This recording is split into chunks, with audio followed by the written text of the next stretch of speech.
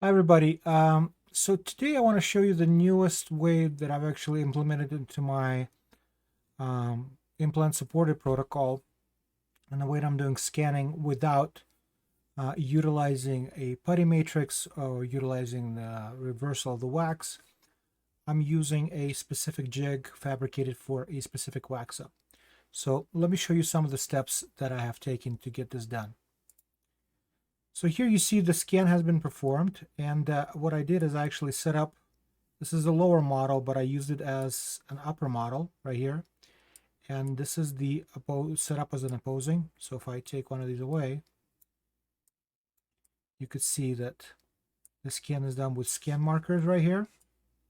And the teeth are actually scanned in as the opposing. And I actually also did interproximal scan just to make sure I get a um, better view of the teeth themselves. Let's do it like this, so you guys can see right here. So I have a very nice scan of the basal surface of the teeth. And if you look right here, you can see the interdigitations of where the jig actually fits into the bottle. So you get a really nice and precise scan. I mean, I got some areas right here that are kind of didn't turn out too well, but that has to do with the fact that, maybe I didn't set up the order correctly. Maybe, well, no, the order is actually set up correctly.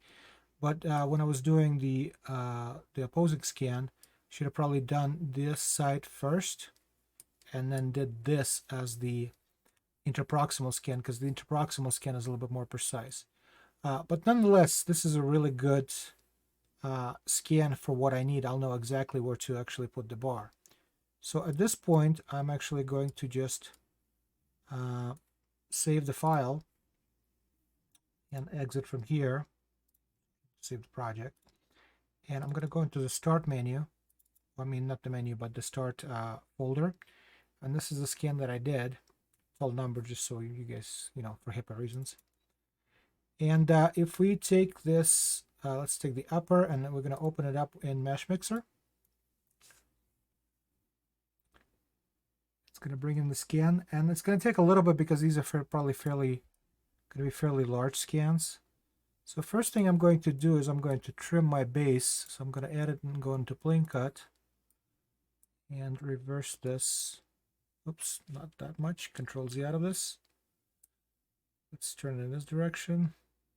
90 degrees. Go down.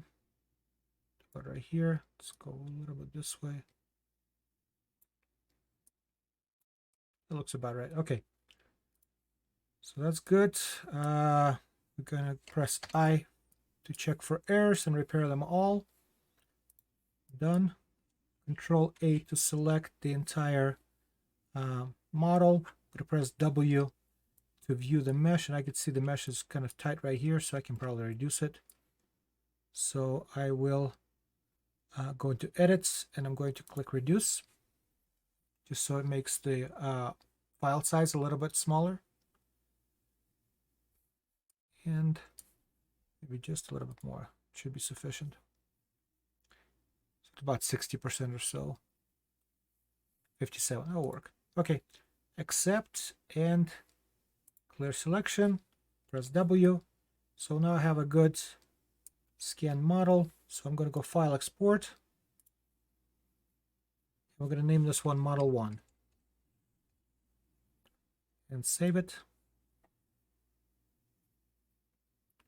So once this saves, I'm going to bring in the other model. So file import.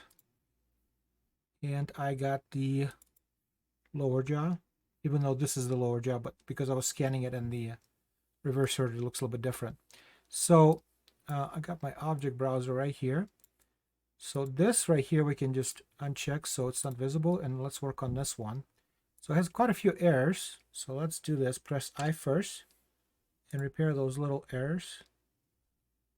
And now they're repaired, and you see the integral surface still, the basal surface is still intact.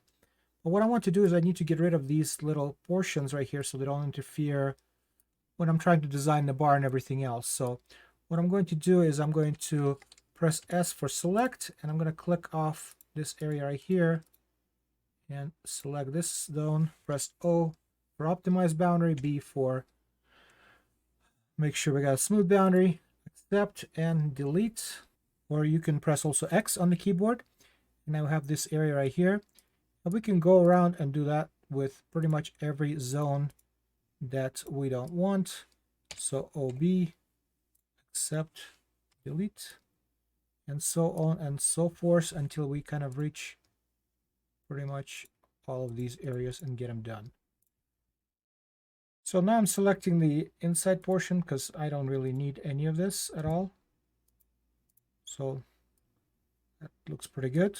So once again, OB, accept, and delete. Hopefully it's not too jagged to where I can still repair everything, but let's take a look and see what we got. Looks like it's taking a little bit of time. Seems pretty good. Seems like it's repaired everything. All right. So at this point, if we bring that up, we can see fairly clearly to where the teeth are and where the model is and how much space we have here and everything else. So one last thing I'm going to do is I'm going to Control A. I'm also going to actually press W also just to see the size of the mesh, and it's a little tight right here, so I don't need the file to be that huge because, you know, it makes it difficult to work with. So press W again, go into Edit, Reduce. It's going to automatically reduce it by about 50%.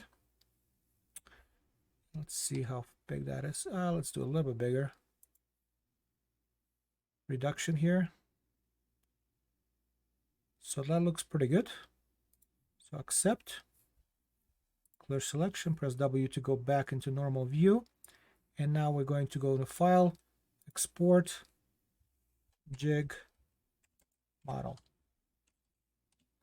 and press Save. Okay. So now we have something that we can bring into either 3Shape or Exocad to design how it needs to be designed. Okay. So I can just close this. I don't generally save Mesh Mixer files unless I know that I'm going to be doing something down the line. But, and close this for now.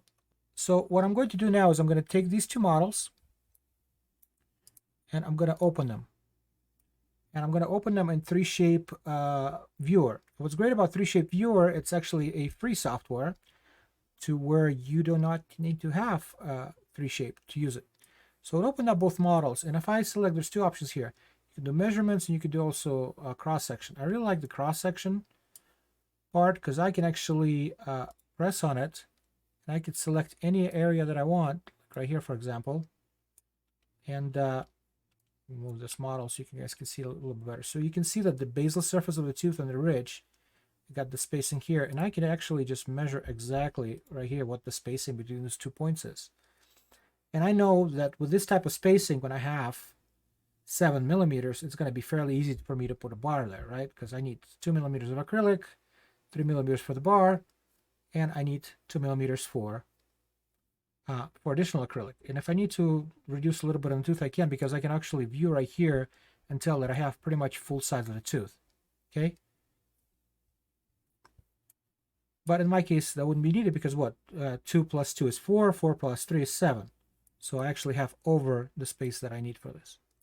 So I have a fairly good reduction. And I can move forward and actually will give me the measurements moving forward, which I can actually move around and kind of see exactly what I have. Okay, so this is what I usually do to do space analysis for these type of structures. If something is off here and something is not working, then I can go ahead and kind of devise a new treatment plan and go, listen, we can't do a acrylic fiber here. We're going to have to do maybe some kind of thimble bar case or a combination case. So this is what I wanted to show you folks, and hopefully this will help you. And as always, good luck.